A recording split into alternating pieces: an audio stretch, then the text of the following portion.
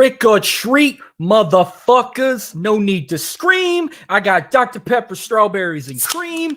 It's Halloween, and we're going live on this Halloween edition of the Worldly Podcast. Let's go. So what does it mean to be a raging Cajun? Southwest Louisiana, wreck your face, man. Still don't get it in, I'ma let you know. All you gotta do is come and join the show.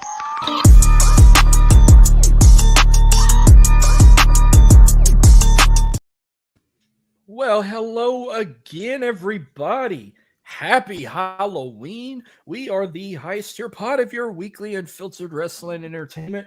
Welcome to this Halloween edition of the Worldly Podcast, right here on the Fanatics Network, the hub of all your fandoms. Be sure to subscribe to their brand new YouTube channel if you want to watch all of our shows.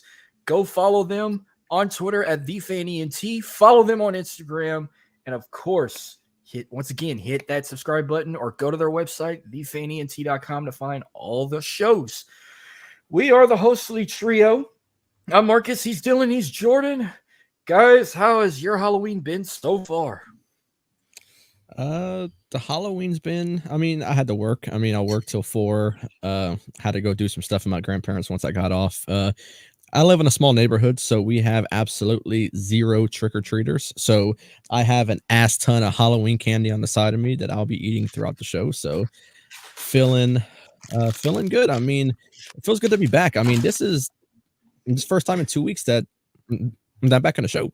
I missed a couple weeks ago. I was under the weather, and then we took the week off last week to prepare for the new YouTube channel. So I'm excited. I'm excited for the show. I'm excited to be back, and I'm excited to keep doing what we're doing because I feel like we're doing good things, and we're only getting better. So Halloween's going well, day's going well, and my evening and night is going well as well. How we doing today, Jordan? I'm doing great. Got up at 6 o'clock this morning. Went to a doctor's appointment, and watching Halloween Havoc, and let's kill it tonight, boys. Oh, yeah. Same here. I worked till about 5:30. Went to work dressed in half of my costume I wore a year ago because I didn't want to wear the Jack Skeleton outfit today. So I was like, I'm going to go just put the vampire coat on with the fedora.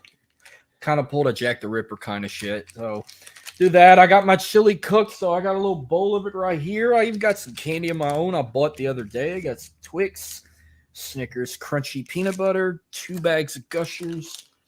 Even went to Sonic to get a trick-or-treat blast. So I wouldn't bought my shit. So no Reese's peanut butter cups. I got some in the cabinet. I just forgot to grab it. There you go. At least you got it.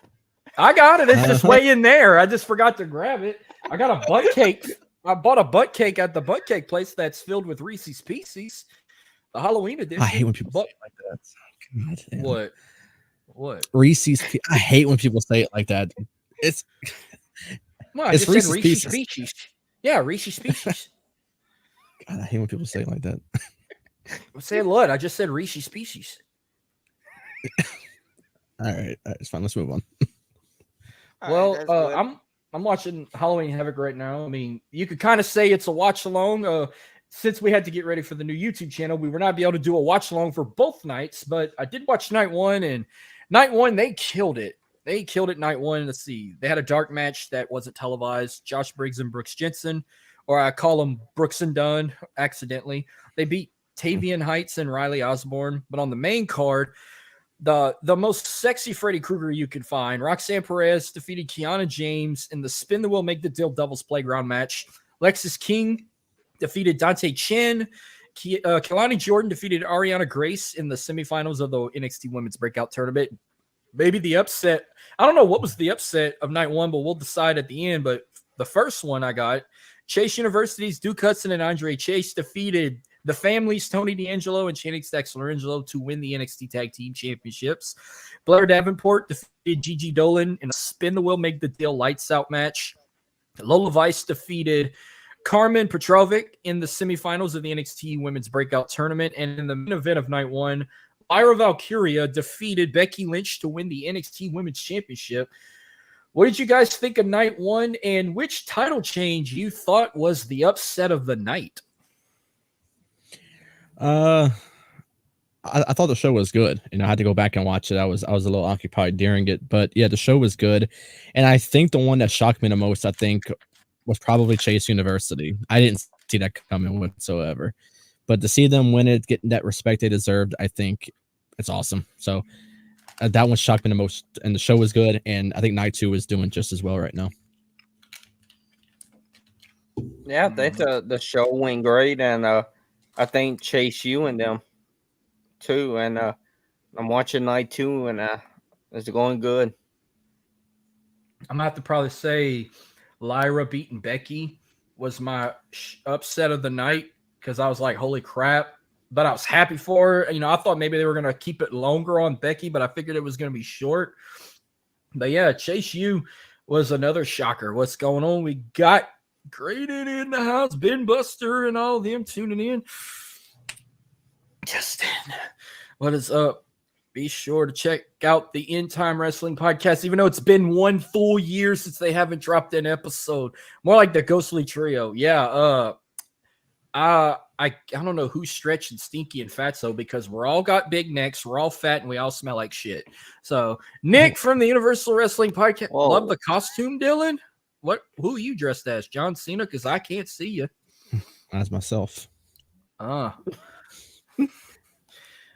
Mama Larissa. How did you enjoy Monday Night Raw last night? Kayla said y'all had a blast. I'm just wearing Halloween 78 shirt from our proud sponsors, 80s Tees. Go to 80stees.com and get your shirts, and we'll give you some love and save you some money. Use our promo code World Elite to get 30% off your order. Proud sponsor of the World Elite Podcast. What's going on, Eli? Eli Myers just got his Jordan Jefferson LSU jersey today. Be sure to wear that the next Vikings game you go to. Kayla, what's up? She said Chase U shocked her the most. I mean, it was kind of 50-50. Yo, Tim King in the house. Be sure to check out the Tim King Show on the Fanatics Network, but you got to subscribe to our brand new YouTube channel. Mama Larissa said it was freaking awesome. She had said it like Steve Carell in The Office. This is freaking awesome. Well, so I know we can talk about first. We'll just jump shift. We'll kind of keep it the usual. Whoever's on the thumbnail, we'll kick off with first. So yeah, we know what the main event's going to be: Roman Reigns and LA Knight.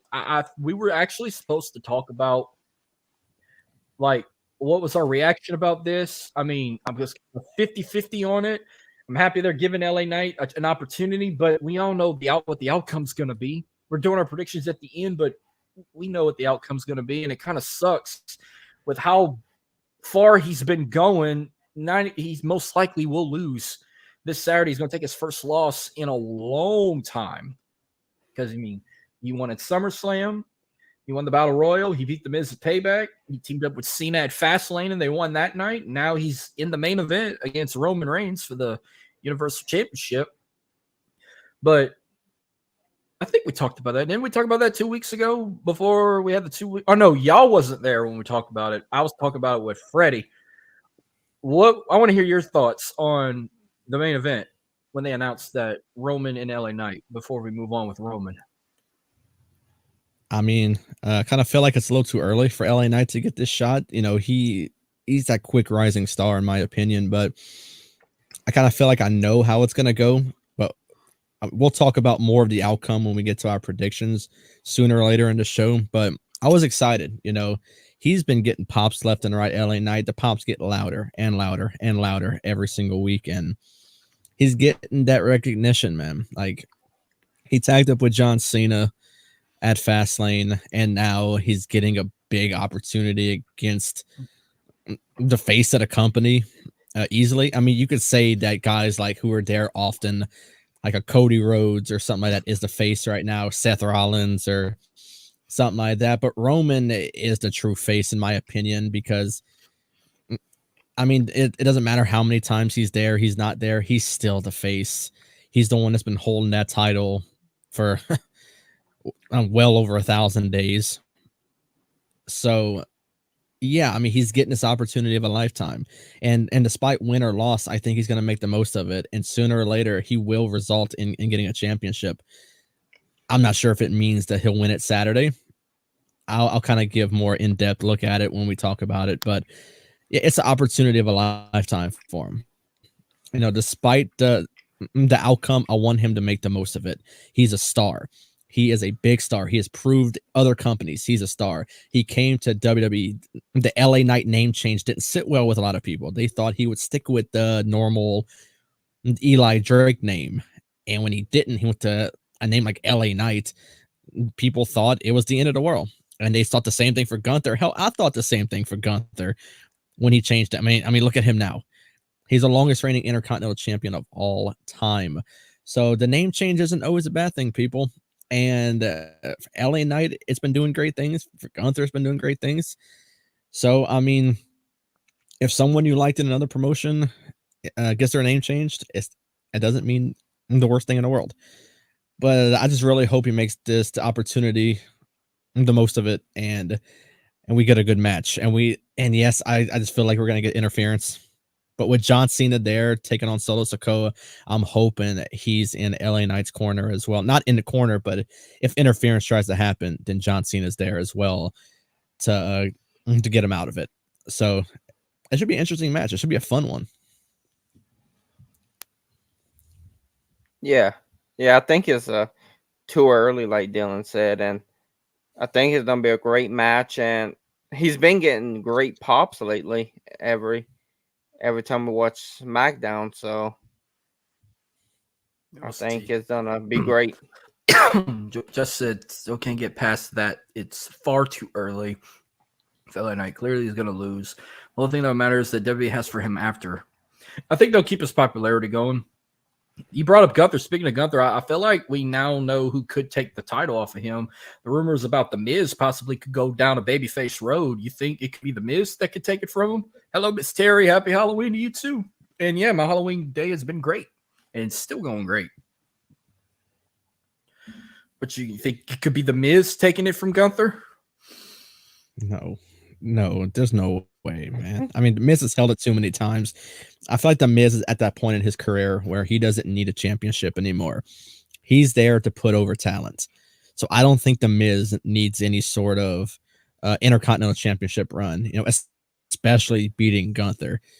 For some reason, I feel like a more worthy competitor should beat Gunther for that title. And the moment Gunther loses that championship, he should, and I mean immediately, go for a world title. He needs to have either a world championship around his waist or keep this history making reign that he's on right now. And that's just my opinion. Yeah. Well, WWE's all about trying to break records now. I mean, he already broke Honky Tonk Man's record.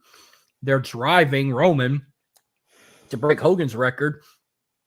Miz is already tied with Jericho as the more Intercontinental title reigns than anybody else. I feel like just because he's wrestling for the so-called rival promotion, he could break it and be the only 10-time Intercontinental champion. So it could be. We'll see. But back to Roman. I feel like this whole general manager brand split shit is going to be obviously worthless because they just announced that Roman Reigns will not be at Survivor Series this year. So you can drop the SmackDown versus Raw bullshit. You can drop the champion versus champion bullshit. Give us what we want. Bring War Games back. This is your key to doing that. If Roman's not going to defend that title, he obviously ain't going to defend it again until the Royal Rumble after Crown Jewel. So give us War Games back. Just said, still saying Gable is going to be Gunther. He thinks Gunther's going to drop the title at the Rumble to Gable. Right? That's a good prediction. And then later win and face Seth Rollins at WrestleMania. So, I mean, what do you guys think? I mean, it says Roman's not going to be there because in the diehards' words, he has nobody else to defeat. Should we do War Games? And why? So, yeah, they should do War Games. I mean, there's enough to do War Games right now. And if they only decide to do a men's one, I could see like that union between the Bloodline and Judgment Day versus like Jay, Cody, and Sami Zayn, a few others that's been in this whole rivalry with Judgment Day and the Bloodline since it started. Now, the whole thing with Roman, if he's not at Survivor Series, man, that's for me, it's a bad look. And I'm saying this because he is your top champion. He's the one that's been holding the title for this long. Why is he not at one of the 4 or 5 major pay-per-views of a year? He should be there. He should be at this pay-per-view defending the championship. But they're giving him such a laid-back schedule. And does he deserve it? Yeah, he does. I mean, he's been carrying the company. He's been holding that title for a while now. But defend it at least. I mean, he defended at SummerSlam. Why aren't you going to be at Survivor Series? This is the last major pay-per-view of the year. I'm hearing that after Crown Jewel, that's his last his last appearance, I think, until the Rumble. So that, for me, it's not right. He should be there, but honestly, my words don't mean shit, honestly, I guess, because he's going to do what he wants. I mean, he has the most laid back schedule in the company. So if he's not there at Survivor Series, I mean, regardless if he's there or not, I think they'll do War Games. I would like to see him continue this War Games thing. They did well last year and do it again. But for Roman not being there, I'm just thinking it's a bad look. Because whoever your champion is on Raw going into it, I think they should defend it. I mean, at least have one world title being defended. That doesn't matter if it's Drew or if it's Seth. I think it should be defended. It's just a bad look on your last major pay-per-view of the year if neither world championship is being defended. Crown Jewel, it's in Saudi, and they're having both world titles being defended. And then you're going to Survivor Series, and there's a potential that absolutely none's going to be defended. Not a good look. But like I said, my words really don't mean much. He has one of the most laid-back schedules, and ain't nothing we can do about it. Yeah, they should have War Game. Yeah, they should have War Games, and he should defend the title. Like, I don't know when the last time he defended the title. SummerSlam against Jay. Mm-hmm. Yeah, so I'm actually pissed at the announcer. Go ahead, Jordan. I'm sorry. Yeah, so he should defend it soon. Because he's been just sitting on his couch, I guess. In his mansion. Yeah. No, I'm mad at the announcer because she didn't say Chelsea Green. She's like, Chelsea Green. Okay, so I keep forgetting War Games can also be 5-on-5 because I'm used to playing 4-on-4 on 2K. I keep forgetting because, I mean, it could be Jay, Cody, Sammy, LA. Well, I was going to put Seth in it at first, but Seth might be defending the title against Drew again or somebody else if he wins, but I don't know if Seth's going to be in it anymore. I could kind of go with what Tim's saying, but I was going to do all 4 members of Judgment Day, but something tells me it'll probably be like half the playing field of Judgment Day with the Bloodline, Jimmy and Solo. So you'd have to put your 3 best. You'd put Finn, Damian, and Dominic. Let JD McDonough sit out. Let him try and interfere like Mommy would. Tim said LA Knight wins his first belt at Mania versus Logan Paul. Yeah, that'd be fucking awesome. I'd like to see LA Knight and Logan Paul. Imagine the promos he would cut on Logan Paul. Oh, man, that'd be fucking awesome. Roman's schedule just adds another reason Cody should have won. It's all about him breaking that record, breaking Hogan's record, because everybody fucking hates Hogan. All the times he's missed. I'm just scratching. The only thing I'm scratching my head about is this so-called announcement Tony Khan's making tomorrow. Oh, God. Him and his fucking announcements, man. He's going to announce that it's the 1st of the month. Wake up, because it's November 1st tomorrow. I don't know.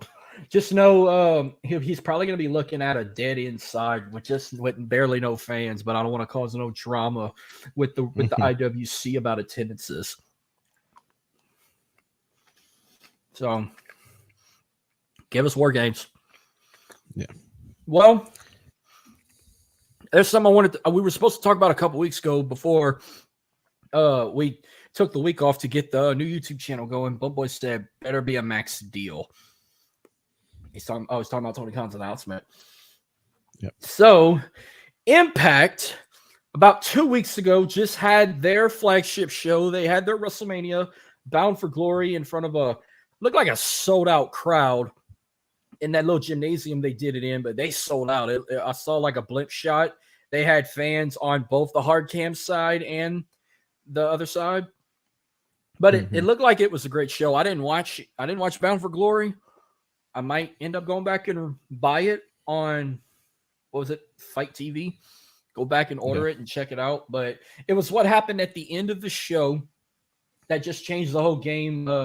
Scott D'Amore gets in the ring and he's talking with some of the other wrestlers, and they make the announcement that they're bringing back the name Total Nonstop Action. So it's no longer going to be just Impact Wrestling.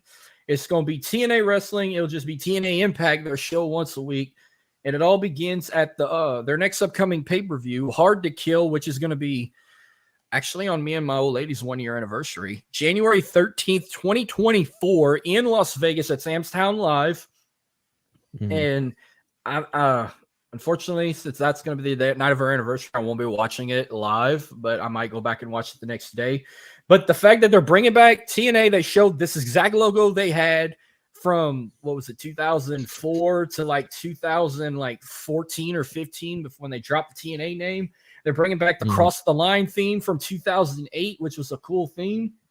I'm actually excited for this. This makes me want to tune in every Thursday. And now that we don't do live streams on Thursdays anymore, I need to put my brain, hey, you don't have to record on Thursdays no more. Get off your ass and put on Access TV and watch Impact on Thursdays and get back on the TNA train. So this makes me so excited. I mean, now everyone's like, bring back the 6-sided ring. Like, do you want them to go back 6-sided ring or keep it square circle 20 by 20? I would rather the 6-sided ring because it made them unique. It made them different than the other wrestling companies. They had that nice 6-sided ring, and it was so cool to watch it. You know, it would give me those, like, it would be nice to watch TNA and we see that ring. It was so different. But then when we went to the squared circle, I didn't like it. It just makes them look like everybody else. I feel like if you bring back that 6-sided ring, it makes them unique. It makes them like no others. So if you're gonna come back, I know that I already said they kind of squashed the rumor that they were bringing back the 6-sided ring. I know the reports right now are saying that it's not the current plan, but I wish that Scott D'Amore and others would sort of change their mind and bring it back. Because if you're gonna bring back TNA, then you got to bring back the 6-sided ring.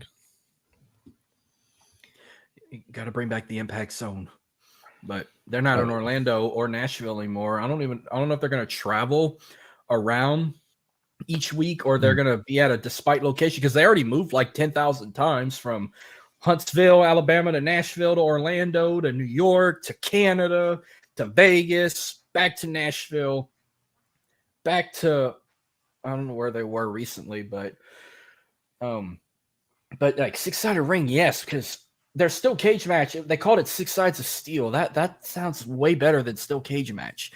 Just said TNA coming back is cool, but other than the name and the titles, there's really nothing else new. I mean, I feel like just doing that would get them more. You want AEW to go into war with a wrestling company? Let them go into war with TNA. WWE would just squash them. If they want to invasion with something like that, let it be TNA versus AEW. I'd rather that than AEW versus WWE because that would be a one-side pony. WWE would kill them every single week. Let TNA and AEW battle it out every week with ratings and fan attendances and shit. Like, let WWE just go do its own thing. WWE already killed WCW and ECW. They would kill AEW at the blink of an eye. But just a finger snap. But, Jordan, have you watched any bit of TNA in your life? You ever checked out the 6-sided ring on Spike TV or anything like that back in the day? Your answer is no. Okay. And But I'll check it out and see. But I Well, like this. I'll check it out and see what it looks like. I think they have a streaming service. I thought like when they were like global, when they changed their name to Global Force that one time, I thought they had like an app where you could go back and watch classic TNA pay-per-views and whatnot. I don't even know if it still exists anymore, but Six-Sided Ring was something special. My very first TNA event I went to was a pay-per-view in 2008. I went to Victory Road and I got to see the Six-Sided Ring. And then the second TNA show I went to in 2010, they went back to a squared circle. So I've seen both rings, but they need to like. I guess I'm all right with them doing 4 pay-per-views a year, but I wish they would bring shows back like Lockdown, where every match was a cage match, and then you have your version of War Games, Lethal Lockdown, which that sounds 10 times better than Blood and Guts. Lethal. I mean, I don't know. I might think Lethal Lockdown sounds better than War Games, but I might be biased here saying that. Yeah. Well, I think I lost my first match tonight. The champs retain. I was hoping they were going to win. Something tells me they're going to probably leave Chase U. I don't know, but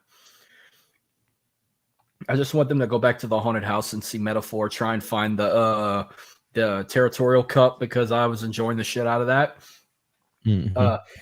So, do you guys think that Carmella was the one that attacked Trick Williams or no? I mean, I feel like all signs are pointing to it.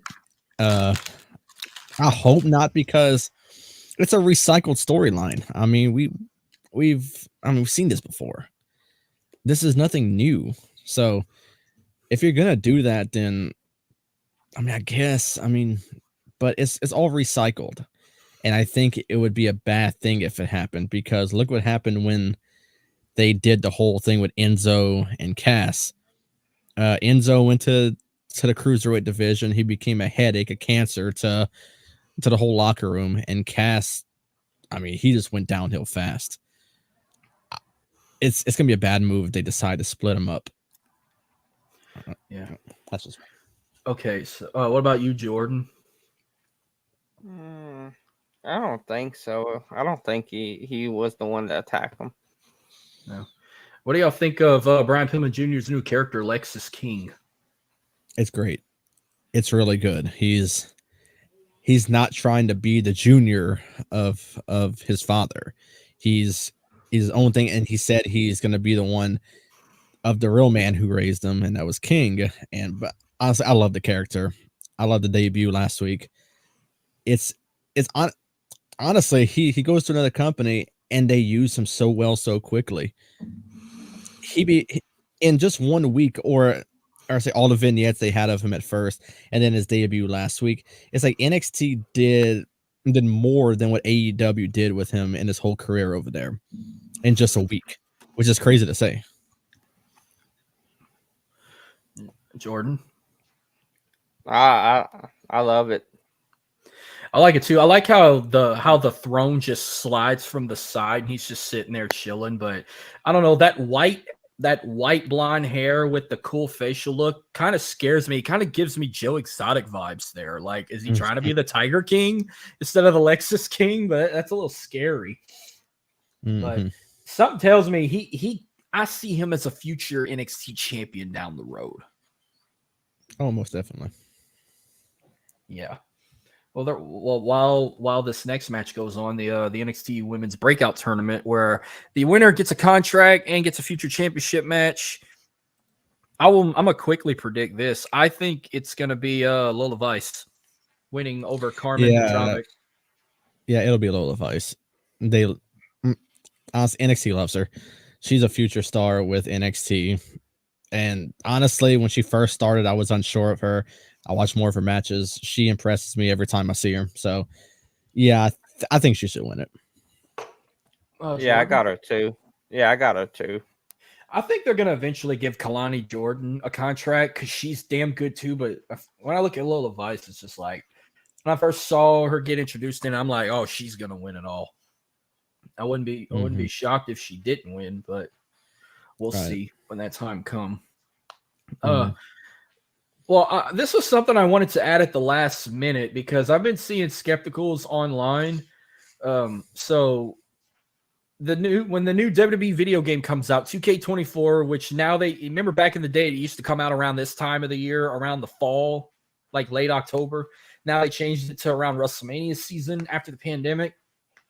There's been rumors that they were going to do a big tribute and dedication for Bray Wyatt. There was rumors about Bray being on the cover of the video game, a showcase for him as well, and of course the tribute for him and everything. So shut up and take my money and do this, because I've been questioning. I'm like, who could be on the cover of 2K24? But I was down to two people. I was either down to Roman Reigns by himself or Cody Rhodes.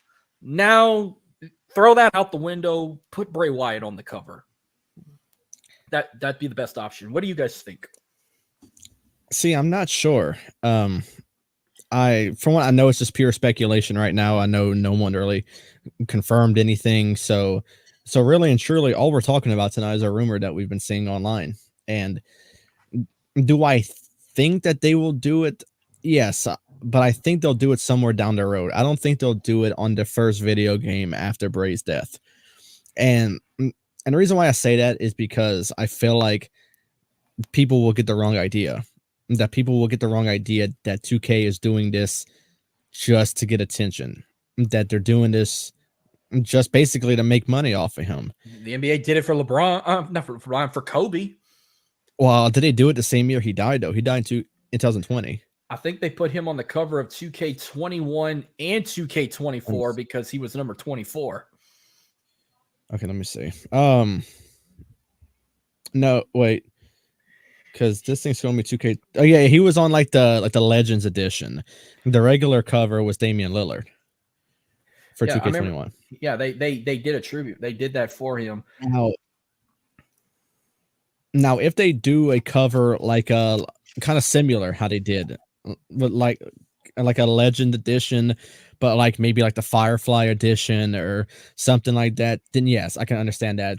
Have two separate covers. Have a basic edition that has like maybe like how you mentioned, like either Roman or Cody or something like that, or do that Firefly edition to where you have that Bray Wyatt that people damn well will pay that money for to do it. But I don't want them to put Bray on every cover because I feel like people are going to get that wrong idea that they're trying to use it in a different way. But I love the idea for a showcase. It's like no matter what the cover is for a basic edition, like a deluxe, whatever, I think the showcase, yeah, I agree, should be Bray Wyatt. I think there's so many certain points in his career that you would love to play over again. Like the match against Finn Balor, first match as The Fiend, the Elimination Chamber when he won the title the first time. There's so many things, and there's so many things, and I would love it. As a big Bray Wyatt fan, I would love this. If there's a Firefly edition for $100, take my money. Just like you said, take my money. I would love to get that edition. So if they do it, awesome. If they don't and they wait another year or so because they think it'll be in poor taste to make money off of it, also, I mean, it's okay.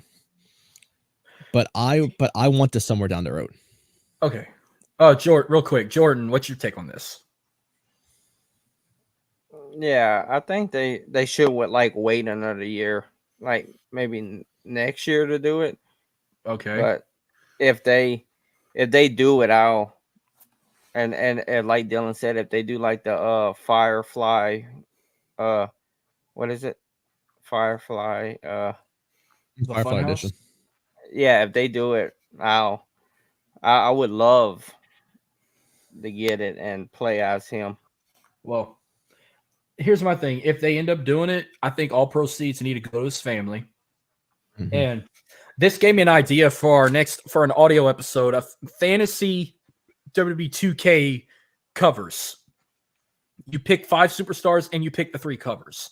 So this is a prime example. I said, if they do Bray Wyatt, I think the original cover should be the recent one, like the Wyndham, like with the shadow, like the recent Bray Wyatt we just had before he passed. That version of him with the characters. The what is it? The deluxe. I think the deluxe edition should be the Eater of Worlds, and the Icon edition should be the Fiend. Yeah. So that'll be a future audio episode idea. Give me your top 5 fantasy 2K covers, and you give me 3 ideas for each superstar for a regular cover, deluxe edition, and an Icon edition. Now, if Roman's on the cover, here's what I think is going to be. I'm only talking original for now. Give you a sneak peek. If Roman's on the cover, something tells me him on the cover, he's either going to do the 1 or he's going to hold up the championship. If Cody's on the cover, I think he's going to do his whoa pose. Yeah. And if Roman's on the cover, the motto is going to be something like acknowledge you or something, or be acknowledged. Cody's motto is going to be like something nightmare or American something, like American play or play the nightmare. So I don't know. I'm not good with mottos. Me either. Bray Wyatt's motto could be like, it's here, or run and get it. I don't know. Or Yowie, this cover's awesome. I don't know. I told you I'm not good with mottos. Yeah, but same here. Since it's spooky season, this was an audio episode idea, but we changed it up. We're going to do it live on the stream. So I said, since Halloween's here, let's think of in our heads the top 5 scariest wrestlers we've ever seen. Now, it doesn't have to mean that they scare you. It can mean anything. It could scare you, or they look scary, or you've seen them scare other people. Like different ideas. So we'll start with Jordan first. Off the top of your head, give me your list from 5 to 1, your top scariest wrestlers. And if you want to say a little bit about each one, feel free. Go. All right, my number 5, I got the Fiend. Like, I didn't know he was gonna come out with the mask. I thought he was gonna come out like normal. Okay. My number 4, I got Kane when he came out with the mask. Okay, so you got Kane with the mask on. Okay. Number 3, I got Mankind. That's a good one. My number 2, I got the Undertaker. All right, that's a lot of people's favorites and on their list. And number 1, I got the Boogeyman. Oh, yeah, he's on a lot of people's list. I think Lola Vice just won, just beat Kalani Jordan. So, yeah, hell yeah, she got a contract. She got a future title shot. All right, Dylan, you're next for your top 5 scariest superstar list. All right, so I know if Ryan was watching, if he is not, I know I put this man on here for a reason. He's not on my list because that was before me, but I put Papa Shango on there because I know he scared the shit out of Ryan when he was a child. Okay, number 5 for me is also on this picture. It's fucking Doink the Clown. I hate clowns, and that dude terrorized me so bad. I just hate clowns. You hate clowns, but you watch the It movies. Yeah, no, I'm just weird that way, I guess. Okay. Number 4, I went with The Fiend. The Fiend was just a different character. I mean, it was scary as shit. Like, his first entrance at SummerSlam when he went against Finn Balor, like, dude, that was weird. Like, just carrying the lantern of his own head. And just seeing that character for the first time in the ring, even though that wasn't really people's first time seeing it, because his first actual appearance was on Raw when he attacked Finn Balor. But man, the character itself was crazy, and it was scary, and it was awesome. Number 3, I went with Kane, but I went when he unmasked, when he wore that black towel over his head, and they walked him down in the handcuffs, like they chained him up at the feet and everything. They chained him up like everywhere. That was a scarier version of Kane than when he had a mask on, I think. Like he was pure terror. Like he set Jim Ross on fire. He shocked Shane McMahon's nuts. It was I was there out for of this that. world. That I was was there. awesome. But yeah, I just feel like that version of Kane was a lot scarier than when you saw him unmasked. And that's crazy to say that, but it's just seeing him unmasked was wild. Number 2, I got the Boogeyman. This dude was a nut. Fuck, eating worms, eating that big blemish off of Jillian Hall's face. Yep. He was fucking gross. And then number 1 was the man that, like, honestly, as a child, he gave me my first ever spook in wrestling, and that's The Undertaker. The Undertaker, and the time I'm talking about is whenever it was a cage match. I forgot who was in this match. It was still the blue cage when they had it at the time, and you've seen that purple glove come from under the ring. And the moment I saw that, I ran. I ran from the TV when I saw that as a child. So seeing that, and that's the first big reaction that a superstar has ever given me, like a big spook reaction, easily number 1. Honestly, Undertaker may not be number 1 on a lot of people's lists, but he is for me, and for that reason only. Undertaker's not even on my list because I was never scared of him. I wasn't even scared of him when he was the Lord of Darkness in '99, where he was like all Lucifer and everything. And I knew people that were scared of that version of him, but Brian just admitted Papa Shango never scared me. He kind of gave me like a voodoo vibe. I thought he was from New Orleans at one point. I was like, he's got the voodoo look. I like shit like that. Oh, good. Main event time. You think this match is going to get 5 stars again, just like they did for their last 2, or you think it's going to get less? Honestly, it's going to be hard to live up to those last 2 matches. But they have a good bit of time. It's only 8:44, and NXT usually in around 9:10ish. So they got time. So if you give them that time, I think they'll put on a killer match. I'm not sure if it'll be good as their first 2 now, but I think it has potential. Oh, hold on. If you guys didn't see that, they just announced. Oh, fuck, I ain't going. January 22nd, Monday Night Raw is going to be in New Orleans. Yeah, I saw that, but I ain't going. I used to go to New Orleans for shows like that. Honestly, no, I can't do it no more. Like, you got to come to the cage. Yeah, they might go for a house show. They're definitely not going to go for SmackDown the week before they go to Raw, because the SmackDown before the Rumble, if they're not in Tampa, they're going to probably be somewhere in Florida. They'll probably be like in Orlando or Miami, or I don't know. They probably won't go to Jacksonville because they're probably banned from going back to Jacksonville. Aston Terrell, thank you. Happy Halloween to you too. All right, my number 5. I put Abyss at number 5.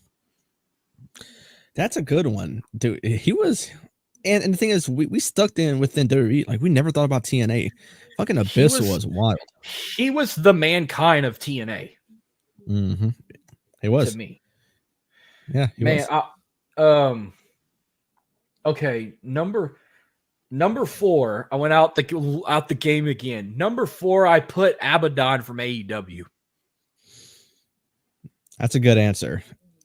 It's hard because you don't see her often. I mean, you just saw her for the first time since when on Collision. She could have been higher, but like I said, I barely see her. But when I first saw her, like in 2019, 2020, it's like they just took this out of a horror movie that we never heard of and just brought her to life. Don't worry, my other 3 are WWE. Some y'all have mentioned. Number 3, I put Kane without the mask. Like, when he first took it off, like it was 2 different nights that it kind of haunted me. And I don't ever get haunted with wrestlers like that. The night where he came out with the cops and he was chained up like a prisoner, walking to the ring, and they said that was one of the most scariest entrances he's ever done, looking like a psycho. Scared the hell out of me. But nothing was more scarier. It was when Evolution was like laid out on the stage and the pyro went off, and then he come out and they all run away and he choke slammed Eric Bischoff off the stage. That's when we realized he shaved his head bald.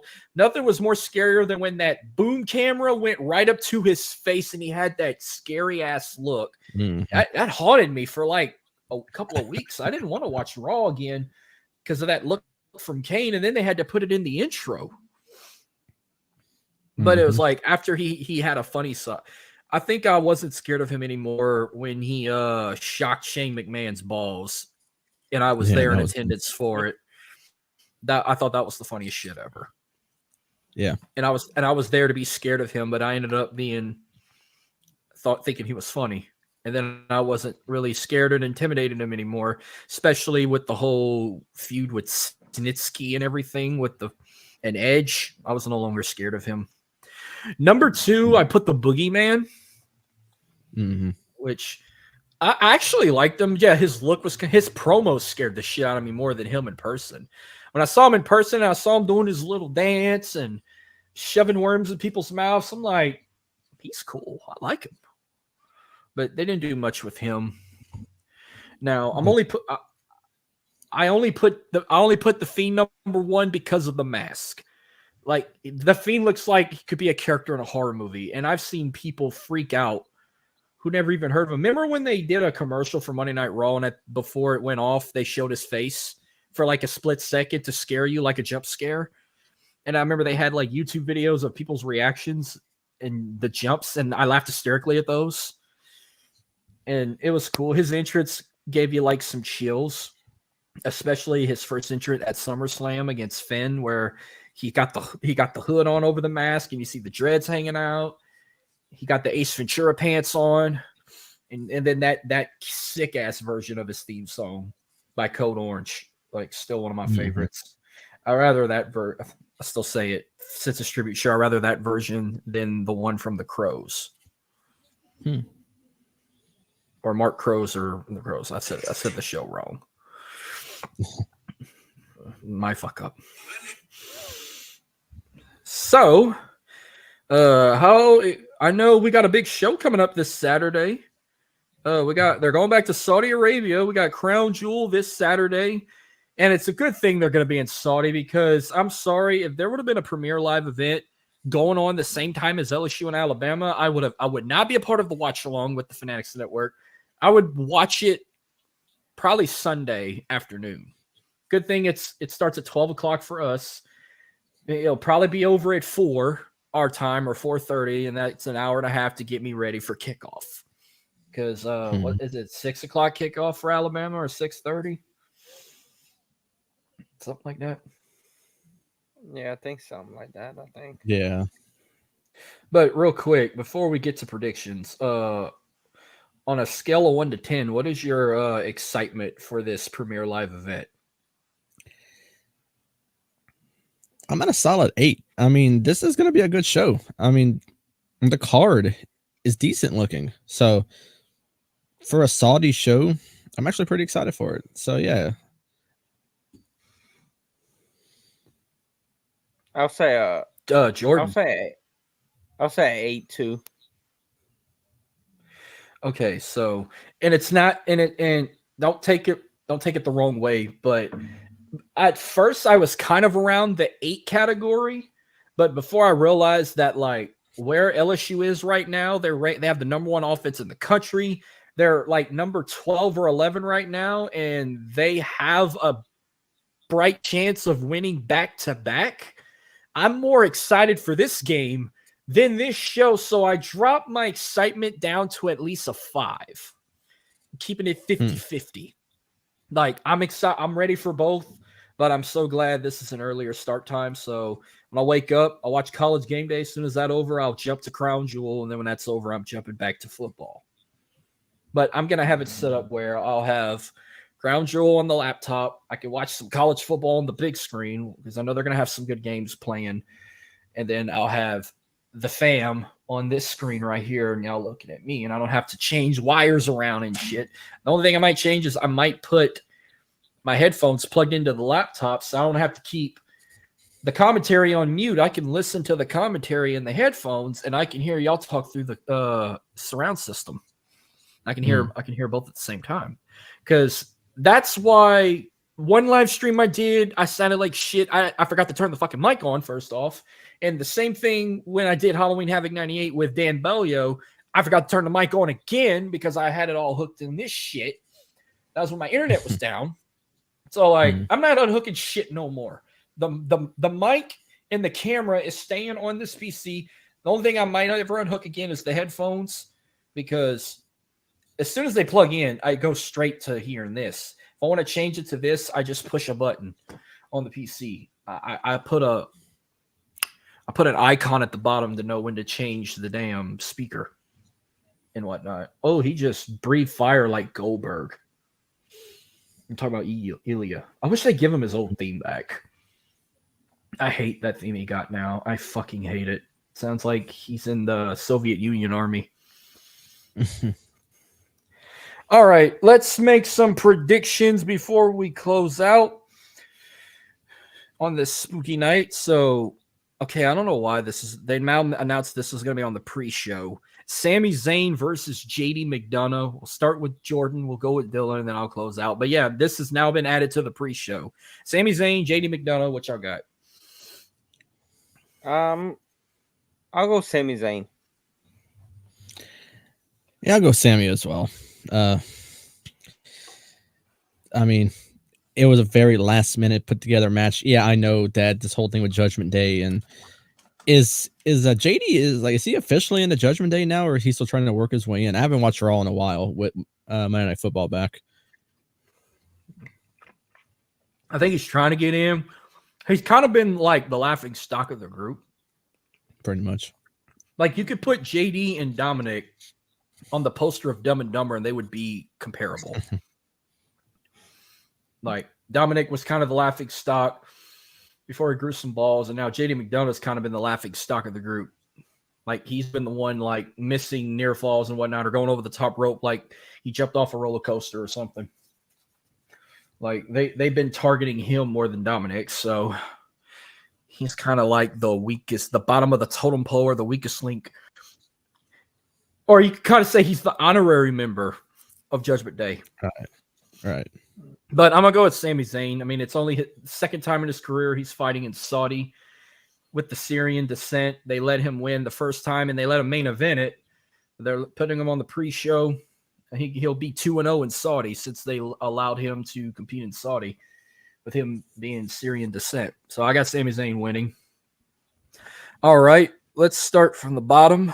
We got Io Sky versus Bianca Belair for the WWE Women's Championship. I don't know why I thought Charlotte was in this damn match. I thought she was supposed to be in it, but no, Charlotte's not even on the card. So we ain't got to worry about that. So Io and Bianca, who is walking out of Saudi as the WWE Women's Champion? I got Io Sky. Yeah, I got Io to retain. It's going to be a fairly good match, I'm thinking. Bianca, I mean, I wouldn't be surprised if she won it back, but I think Io's been having a pretty decent run with it, and I don't think they'll stop it just yet. So, yeah, Io wins. Io retains, but Damage Control is going to get involved. I think Charlotte Flair is going to try and get involved in assist of Bianca. But everyone wants that triple threat with Io, Asuka, and if Kairi Sane shows up. So if they're keeping it on her this long, there's maybe a possibility we could get it. I don't know Maybe what so. the condition is on Io, if she does come or not. So, but I got Io. That's the Io Kairi coming, but I got Io retaining. All right. Oh, man. It's funny how for this next matchup, about 15 years ago, the greatest of all time fought this man's uncle, and he's now the reincarnation of his uncle today. And it feels like we're living in 2007 all over again. But for the first time ever, we're getting John Cena versus Solo Sikoa. Cena, how you doing, bro? Cass, good morning. He's already in November, and we're still in October. John Cena's looking to get his first one-on-one win at a Premier Live event in 5 years. The last time he won a one-on-one PLE match was in Saudi against Triple H at the Greatest Royal Rumble. Any other one-on-one match he had between then, he lost. He lost to Roman at SummerSlam. He lost to Austin Theory at WrestleMania. He lost to The Fiend at WrestleMania. He had a couple other losses in one-on-one matches. Now, what happens here? Does he give Solo that push and he takes down the greatest of all time, or does Cena end that like losing streak of 5 years of solo matches on Premier Live events? I'm going with Solo. I am gonna go with John Cena, but by disqualification. I think Jimmy gets involved and he does enough to cause a disqualification. If no sort of interference happens, I think Solo wins. I think John he gives him a push, but I think some shit's gonna go down there in the match, and we'll see Cena win by Q.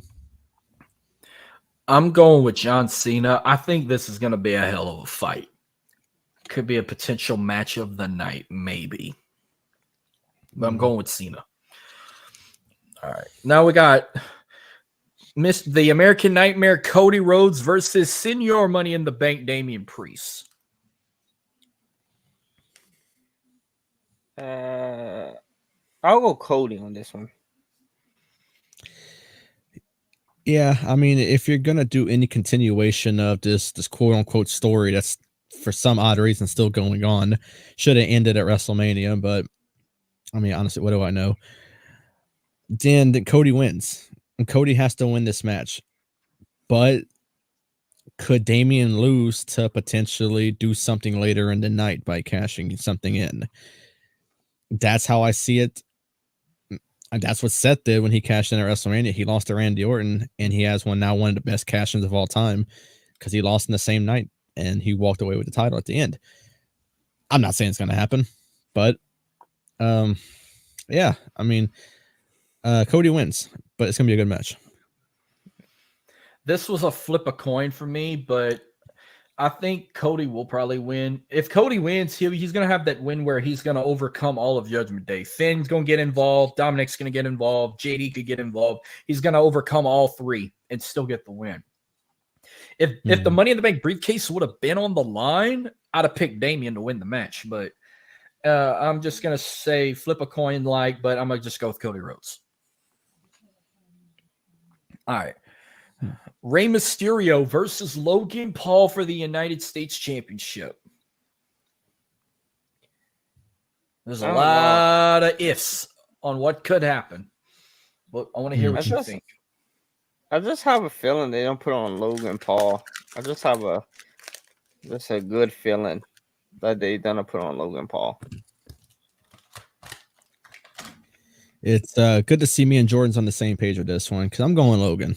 Ray's been having that title for a while. He's had a decent run with it. He's had great matches, but a while back, Logan Paul said he's in the company to have a championship. He didn't necessarily say what championship it was. I think it's the United States title, and I think he walks away from Saudi and Crown Jewel as the new United States champion. I think this is where Santos turns on Ray and kicks him out the LWO. Logan Paul's going to win that title, and if he wins it, he's going to be a part-time champion, just like Roman and Rhea, and he'll probably have maybe, if we're lucky, he'll probably have one defense before he gets to WrestleMania. But I got Logan Paul winning, sadly. Justin just gave me an idea. If you're going to put it on him and give us him an LA night at WrestleMania, bam. I like it. All right, moving on. We got a fatal five-way for the Women's World Championship. Rhea Ripley, Nia Jax, Shayna Baszler, Zoe Stark, and Raquel Rodriguez. I'll go Rhea Ripley.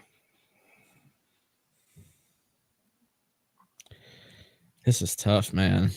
This is tough. This is probably one of the tougher matches of the night to pick. Because I'm looking at all of these women right here, and I feel like, I mean, aside from Nia Jax, I feel like they're all deserving.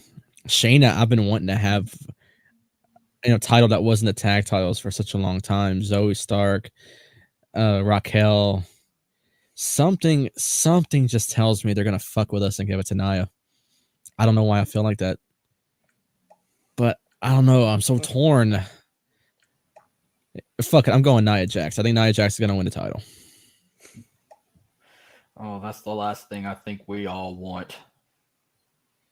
But I have a oh shit. See how Elo landed on his head? Oh my god. Jesus. Check. Oh my, he don't look good. He's shaking his hands. That was fucking scary. Oh man, he probably got a concussion. You lucky he didn't break his skull.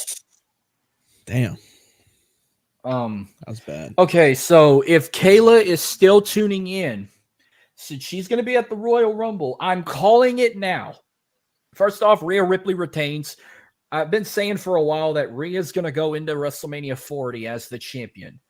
I think she's going to, I'm calling it now, the first woman to be a 2-time Royal Rumble winner. Becky Lynch wins the Royal Rumble and faces Rhea at WrestleMania. I don't want to see that. I mean, would you rather see that or would you rather see Jade Cargill win the Royal Rumble in her debut? In her debut, you think she ain't gonna wrestle until the Royal Rumble?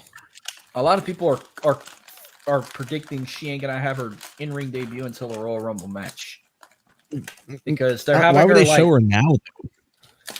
They're just to kind of saying, oh, that she's coming, like she's gonna appear like every week on all 3 shows, and then it's like Magic keep what show she's gonna be on? Is she gonna be on Raw? Is she gonna be on NXT? Is she gonna be on SmackDown? They're confirmed she's gonna be on Raw.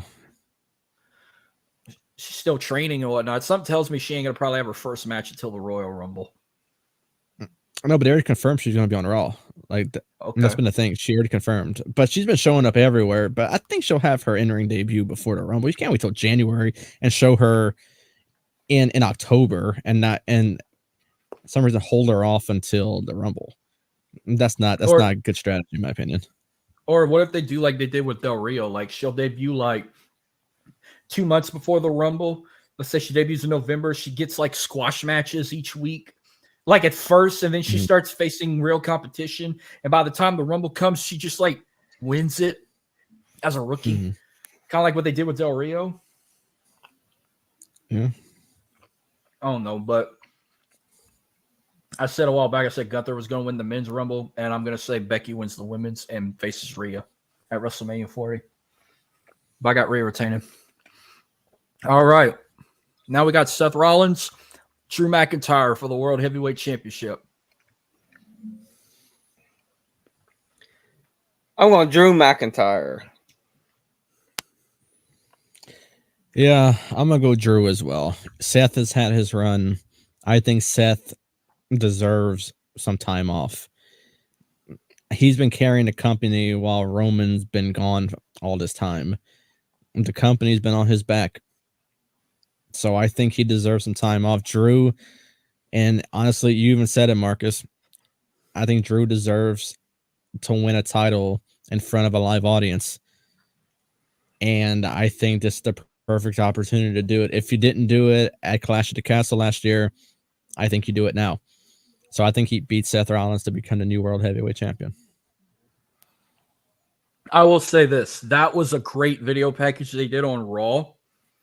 That makes me wanna see it because he deserved it. He carried that company on his back during the pandemic, and it absolutely sucked that he did not get to have that moment he was supposed to have. Because I've even said, if the pandemic wouldn't have happened, he'd have won the title against Brock. He would have still won it. I bet it just the pandemic took it away from him. He was able to get 2 reigns in front of no fans. Well, one virtually. The other was in front of an empty warehouse. He does deserve it, but they fucked him over a year ago. He should have beat Roman at Clash of the Castle. That didn't work. I mean, he could pull it off. He could fool me and pull it off and finally get his moment. But I still think Seth could still retain, keep it all the way to WrestleMania till he faces Gunther. Now, let's say if Drew does win, Seth could still win it back. Win it back at the Rumble or something, and then face. Because I still think we're going to get Gunther and Seth at WrestleMania. But you know what? Okay. I kind of just gave it away. Okay. How about this? I'll pick Drew McIntyre. I'm going to pick Drew McIntyre to win the title. And Seth will win it back at the Royal Rumble. And we'll get Seth and Gunther at WrestleMania. And Gunther wins it from Seth Rollins. There we go. I'm picking Drew McIntyre. But if he loses, I'm going to keep picking Seth all the way to WrestleMania. Final answer, Regis. Honestly, I don't disagree with it, but I think the better thing to do, because they work so well together, is just have Drew win Saturday, hold it till Mania, have Gunther dethrone him there. I don't think you involve Seth Rollins whatsoever in this whole scenario. I'm all for Gunther Drew at WrestleMania for the world title, and then just beat the hell out of each other. 2 Europeans in the main event of WrestleMania. That would never happen. Yeah. You got a guy from Austria versus a guy from Scotland. Mm-hmm. By the way, before we predict this last one, because I think I know where that one's going, I want to hear your reaction about WWE announcing for the first time ever they're doing a premiere live event in Germany called Bash in Berlin, Labor Day weekend. So WWE already won that weekend over AEW. What's your take on WWE going to Germany for the first time ever for a PLE? It's going to be nice. It's a lot different. I mean, you're going to be seeing a different crowd. I'm not used to a German crowd by any means, but I'm for sure interested. I'm really interested in an international crowd, and I think they'll do well. It's their first time getting one, and I think they're going to make the most of it. Jordan? Yeah, I think that'll be awesome. Whatever day it is, I'm probably gonna be watching it with Dylan anyway. So, it's they said it was like it's Labor Day weekend. Like, let me pop it up. But they had one chance and they didn't. They blew it. They had the chance to make the logo a damn beer mug. Bash in Berlin. The logo should have been a beer mug. Oh. It's August 31st, 2024. Labor Day weekend, the night before All Out in Chicago. But they already won that weekend. That crowd in Germany is going to be on fire. You can't wait. At the Mercedes-Benz Arena. They're going to an arena, not a stadium. Which I looked at it. I think their capacity is like 18,000. You know it's going to sell out. They could put 20. I'm wondering, are they going to do SmackDown in Germany the night before, or are they going to do one of those like early tapings of SmackDown like they do when they go to Saudi? I have no idea. They might as well go to SmackDown in Germany. They did it for London. You got to do it for Germany. Same thing with Australia. Well, I don't know about Australia. I heard they were supposed to do an early SmackDown taping whenever they go to Australia for Elimination Chamber, which I'm excited for that. But I got to get up like at what time they said it was going to start for us? 6 a.m.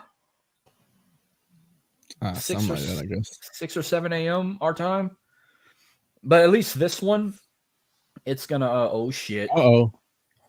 Look at his reaction. You know he did it. Look at Carmelo. I mean, we all know who we're picking here. I just want to see how this ends, real quick. While we look at this, we can once again say that subscribe to the Fanatics Network on YouTube. Subscribe to their new channel. Oh, his head hurts.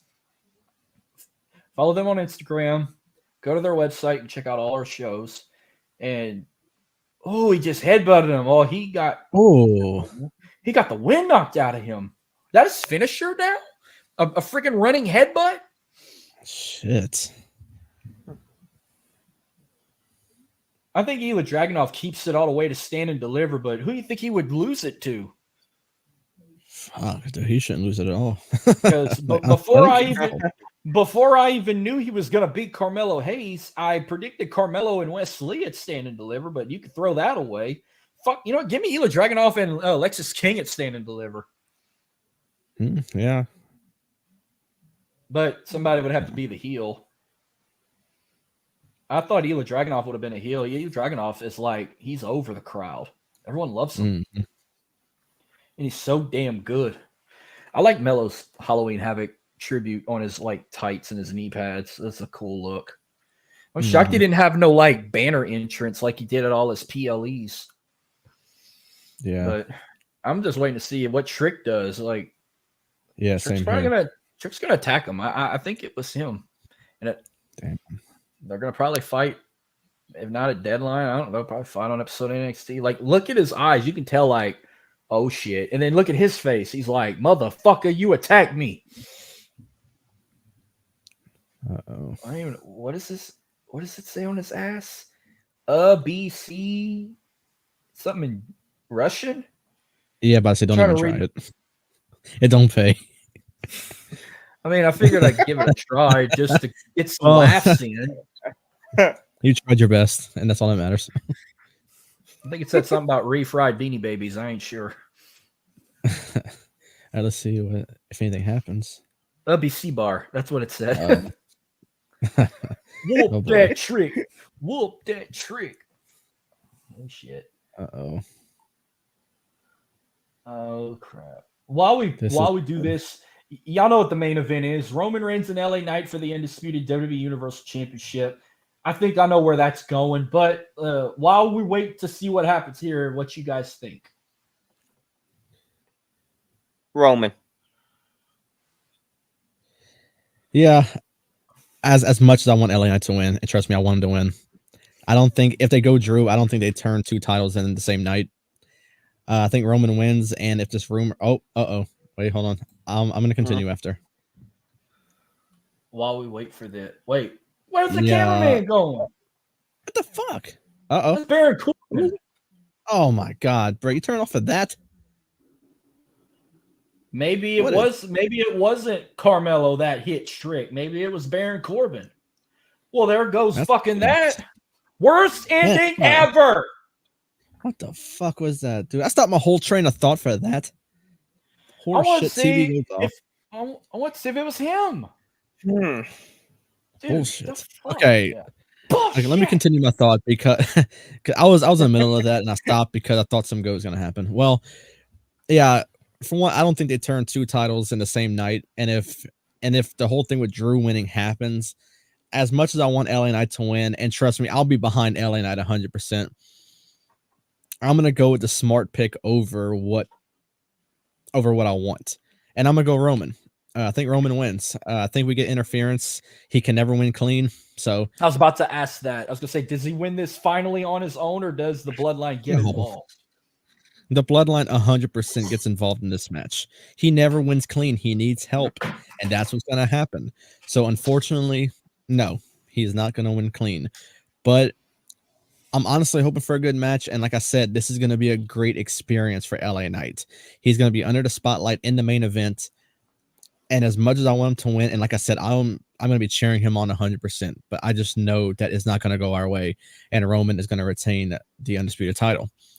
But it's only going to make it to where Roman and Cody's going to happen again at Mania in Philly. Okay. Yeah, as much as I want him to win it, it's going to be Roman Reigns. And I was about to ask, you answered it. Jordan, what do you think? Do you think he wins it on his own, or does the Bloodline interfere? And once again, he wins with the help of Solo and Jimmy Uso. My answer is hell no, he don't win it on his own. He has help. Every time me and Dylan and everybody watches it, he has help. Okay. Well, I'm going to jump on that train too, and I say that he does get help. Roman retains. And the journey continues on if he ends up breaking Hulk Hogan's record as one of the longest of all time. Yep. In the last, 40 years or whatnot. Mm-hmm. Yeah, I'm out of thought here. I'm trying to go old school tonight. I know we got 3 more hours left of Halloween. I'm trying to find a black and white classic horror movie on YouTube, and I can't find shit. Watch basketball. No, it's Halloween. You got to watch a horror movie. I'm watching the Spurs and the Suns. I watched the Pels last night, and they lost to fucking Golden State thanks to the officials. Shit, thanks to the officials, we got our ass kicked. The officials had nothing to do with that. Steph Curry tripped him before he shot that 3. That was supposed to be an offensive foul. Yeah, but we got blown out. I don't think one call is gonna make a difference. I don't know. I want to buy a Crescent City jersey, but should I get Alvarado or should I get a Ingram jersey? Ingram. I would not go Alvarado or Ingram. What's wrong with Alvarado? At least he loves being there. Or you think he sucks? But Ingram's our star player. Yeah, I kind of want to get another Brandon Ingram jersey because I already have 2 Zion jerseys, and I'm actually shocked Zion's actually doing decent, and he's not hurt. But if he can play a full season, that's my big concern right now. How was your chili? Chili was fucking great. Like, y'all would love it. It's so easy. I make mine old school. Like, I use fresh ground beef. After I cook that and drain all the grease out, I pour a can of tomato sauce. I pour half a can. I pour water in that tomato can, fill it half up, let it mix with the tomato paste that's in there. Pour that in there. Pour the chili seasoning in there, and then I top it off with a little bit of Slap Your Mama and Tony's seasoning. Mix it up and just heat it up. And then when I pour it in a bowl, I'll spread some shredded cheddar on top of it and put a little cheese, make it cheesy. And then sometimes I eat it with crackers. Great. And sometimes I'll eat it with crackers. Okay. Nice. Gross. You don't eat chili? I said nice. Good. Oh, I wanted to hear what Dylan said. Oh, no, I said nice. Like, okay. Like, oh, I thought you said awesome. Gross. No, gross. I love chili. I know. I'm glad you actually like something because I know you don't like a lot of shit. You don't like crawfish. You don't like what was it? King cake. You don't. I know something I like on Halloween that he don't like. Y'all ready for this? What? Candy corn, baby. I fucking love candy corn. Don't come out with that. I thought you said you hated candy corn. Dude, I love candy corn. Well, good. I know you're the only other person in this world I know that loves it. Everybody talks shit on it. I love the original candy corn. I even like the pumpkin shaped candy corn too. You know, well, it's shaped like pumpkins. It's the same shit that tastes like candy corn, except it's not shaped like a corn. It's shaped like a pumpkin. I just call them the pumpkin candy corns. Like you would know what I'm talking about. They some people have them, some people don't. Like it literally tastes exactly like a candy corn, except shaped like a pumpkin, a little mini pumpkin. I don't know. Well, just to keep the fun going, a few little Halloween stuff. I mean, what the fuck? I told you I was going to ask y'all some Halloween questions. Candy. What kind of candy you guys like to either get as a kid trick or treating, or what do you like to? What kind of candy are you guys eating right now to celebrate Halloween? I'm not eating nothing. I got 2 bags. I got 2 bags of Gushers. Tropical. I know they stick to your teeth. That sucks. I got a Twix. I got a Snickers Cruncher peanut butter. I got a shitload of Reese's in that fucking cabinet. I bought 2 8-packs of the mini Reese's, and I got the big cup Reese's. I got a little butt cake right there. I ate half of that's loaded Reese's Pieces. And then I went to Sonic and got the trick or treat blast that's freaking melted. You can't even see the Heath bars, the Oreo pieces, or the M&Ms in it.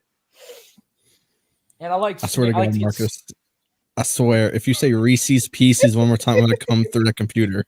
Reese's Pieces. I'm turning my computer off if you come through the computer. Oh, it's like I'm talking to a baby. Who's my Reese's Pieces? You my Reese's Pieces.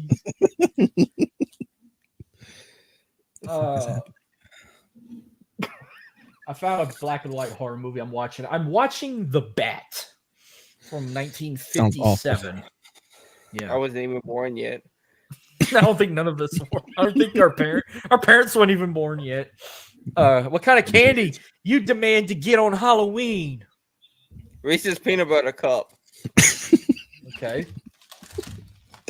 I mean, if I'm getting Halloween candy, I'm getting the good shit, man. I'm not buying that old generic ass bag of candy. Like, honestly, dude, I'm fucking buying the good stuff, like the expensive bags of candy, like Twix, like the Reese's Pieces, not Reese's Pieces, the peanut butter cups, the Snickers, the good shit, dude. Shit, don't come at me with that generic Yes. shit, bro. What's the worst shit you've ever gotten on Halloween? Well, I mean, I don't remember a lot from when I was a kid, but like, just give me a candy you despise, like you would never want to ever get if you were still a kid today. Like them all.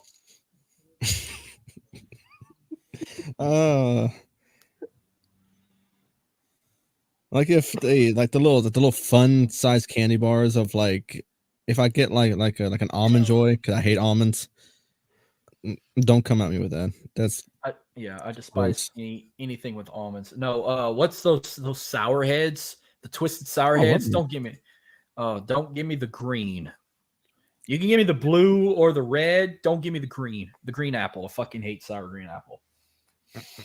So if someone put the green one in your bag, you're like, can I trade it or something like that, or you just have to walk away in shame?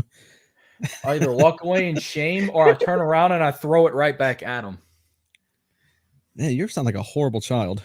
Dude, I used to be a fucking dick on Halloween. Like, whenever I started serving, but when I got older and I decided to stop trick-or-treating, we used to give candy at our house. We would decorate the house horrifying. I would dress up, like one year I dressed up as maybe the biggest douchebag thing I've ever done. One year I was a headless skeleton where it was the blown up shoulders that you tie around your head, the cloak over it, the little freaking skeleton gloves. Now they bought me this like styrofoam skeleton mannequin head. I was supposed to hold it like in my hand, but I wanted to go more hardcore.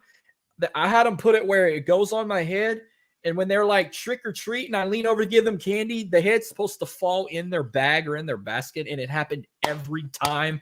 Kids would freak the fuck out and run out of my yard. One kid ran away with my damn skull. And I'm like, give it back, asshole. I'll tell you another thing I done one year. I almost got my ass whooped by someone's brother doing this. When me and my friend decided to do the clown one year, like we bought these horrible clowns, scary clown masks. Mm-hmm. We would hide in the freaking trees.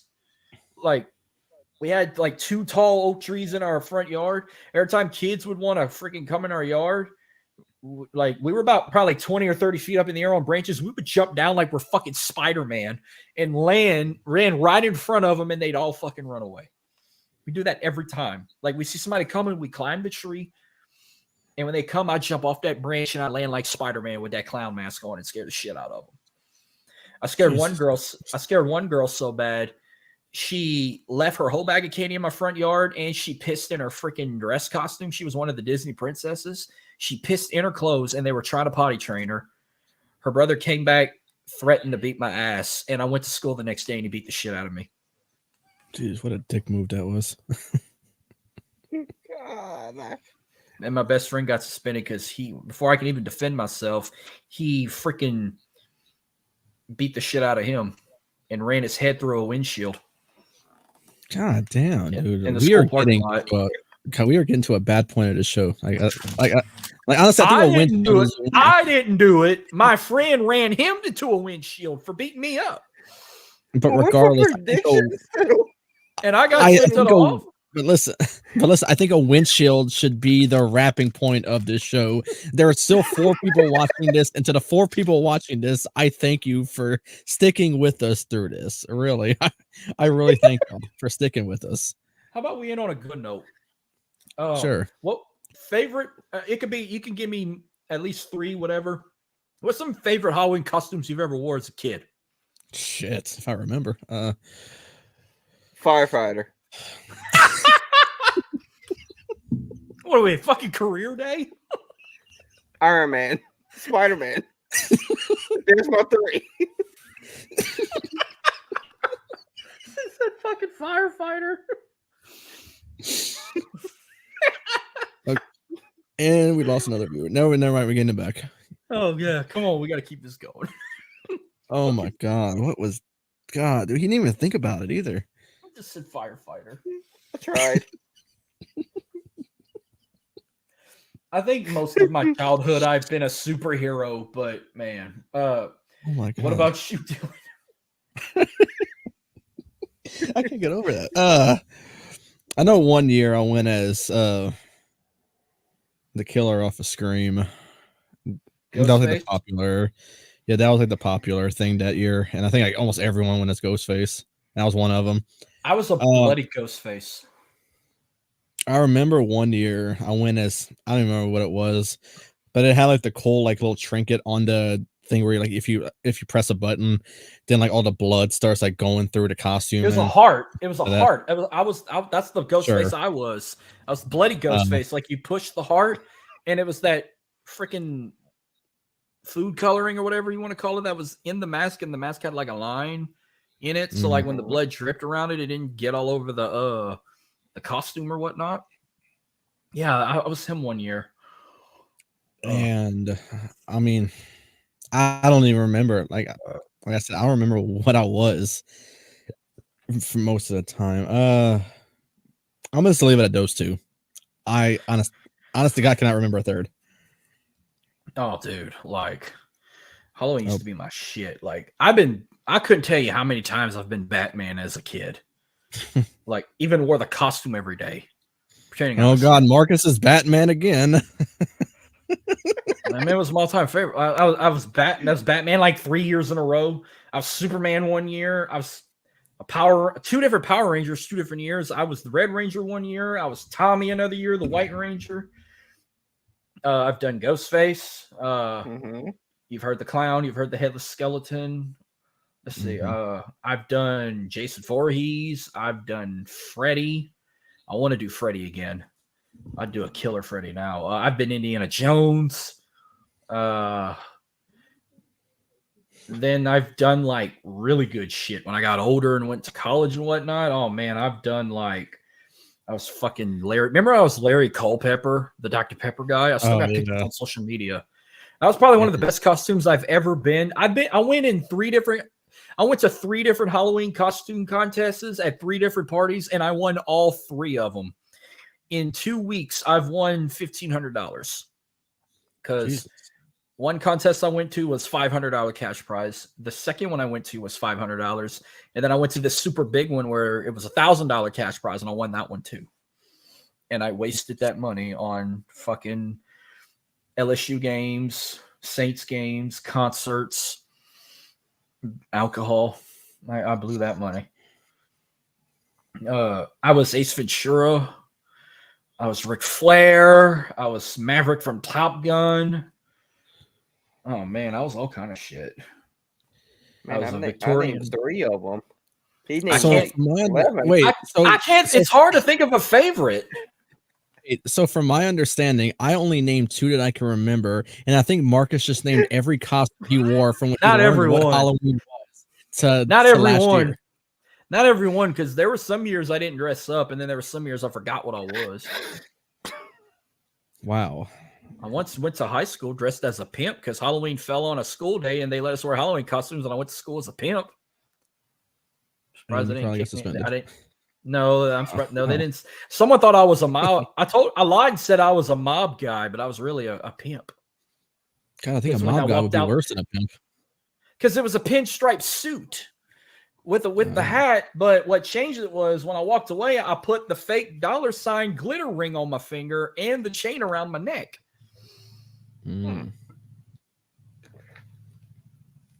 So I didn't have the long coat, like fur coat, because it wasn't even that cold at that time. But fuck, I don't know. It's so hard to fucking. I'll probably say Larry Culpepper was a favorite because I've won 3 costume contests with that. Everyone loved my Ric Flair video I did 5 years ago. It's still on my Facebook page if you want to see it. That's probably the last time you'll probably ever see me with a clean shave. And I was still fatter. I don't know what can't think of the fucking third. I'll just go with those 2. I'm shocked I've never been Michael Myers. I would like to be him one year. But next year. Maybe. We were supposed to be Jack Skeleton and Sally, but we didn't go to no Halloween party, so we didn't get the costumes. I told her I wanted to be Dominic and Rhea, and she said, fuck no. Because I showed her a picture of it. And then on top of that, she keeps saying, "You need to cut that fucking hair." And I'm like, "Nope, keeping it long, baby. I'm gonna shape it up, but I'm not doing the mullet no more. But I'm gonna shape it up where it look like baseball hair when it's long." But, well, thank y'all for everyone tuning in for this hour and a half Halloween show. This was fun. We gave y'all some good laughs, from getting the ass whooped in a fucking parking lot at school to a firefighter and whatever costume he's wearing. But yeah, this was good. You know where to find us. You know where to find us. I'm on Twitter at Marksley337. You're on Twitter at DylanNeighbor_. Jordan's on Twitter at Jordan_J2000. I don't even. Oh yeah, your Twitter handle is right there. I didn't see it. Podcast is on Twitter at World Elite Pod. The Fanatics Network is on Twitter at TheFanEnt. We're all on Instagram, including the Fanatics Network and the World Elite Podcast. Follow us there. Subscribe to our YouTube channels, especially the Fanatics Networks. If you want to watch the live streams anytime on demand, that's where you're going to see them. You may not see them on our YouTube channel anymore, but if you don't, that's why you subscribe to the Fanatics Network on YouTube if you want to watch us every Tuesday night, 8 p.m. Central Standard Time, or anytime on demand. Follow them on YouTube and subscribe. Check out our audio episodes on all audio platforms. We're free and available wherever you get your podcasts, from Google Pod, Apple Pod, Spreaker, iHeartRadio, Spotify. Big thank you to our sponsor, 80s Tees. Go to 80stees.com. Use our promo code WorldElite to get 30% off. And I hope you guys had a wonderful spooky season. I did. It sucks it's already coming to an end, but I want to get through Thanksgiving first before we start all this Christmas nonsense that everyone's already jumping to. We did a horror movie debate this past Saturday. It's on the Fanatics Network's YouTube channel. Go check it out. We got a Christmas movie debate coming in December. I know Dylan said he was going to be a part of. Jordan might join too.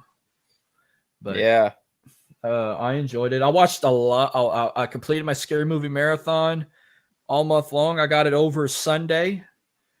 I can't wait to do my Christmas movie marathon when December comes. But yep. That will do it. I don't know what you guys got planned when we go off the air, but I'm going to finish watching these classic horror movies in black and white and eat my chili and my candy and get ready for the wonderful month of November and Thanksgiving coming up and everything. Royal Wednesday, Black Friday, Cyber Monday, more football, more basketball, more wrestling. November is going to be a good month. 3-year anniversary coming up. That's another good thing about November. What are you guys all looking forward to in the thankful month of November? Just a lot of family time. Thanksgiving for family, good food, football, more wrestling coming up. Got a good show this Saturday. And any Black Friday shopping or Cyber Monday? I'll do all that on the internet. I am not going rush through a store trying to get this and that, watch people fight each other over bath towels. That's the best and whatnot. But it's not for me. I've seen it already. I don't feel like seeing that again. That's when you want to play the Mariah Carey song while them motherfuckers are fighting over a waffle iron or goddamn towels. Jordan, what about you? Thanksgiving. Spending time with family. You're always and wrestling. You're always thinking about food. Fat bitch. Yep. Well, thank you to everyone for tuning in. Y'all have a happy Halloween. Be safe, bundle up, because that cold front hit us harder. And the Saints didn't even win another Super Bowl yet, but it's going to be freezing cold tomorrow. It's going to feel like December. But thank y'all for tuning in. We hope you all enjoyed this one. I can't wait to go back and rewatch this probably tomorrow or Thursday. Well, I'm going to head out. Y'all going to head out. Happy Halloween again, everybody. Thank you for tuning in, and we will see y'all same time, same place on the Fanatics Network next Tuesday at 8 p.m. Central Standard Time. Or if you want to see us sooner, I know I'm going to be on the Crown Jewel watch-along party on the Fanatics Network. I don't know if you two guys are. No. You'll catch me on there, but if not, you'll catch us all three together next Tuesday night, which will be November the 7th. Yep. 8 p.m. Central Standard Time. Talking about Crown Jewel and whatever else we can talk about. Thank y'all. Happy Halloween. Good night.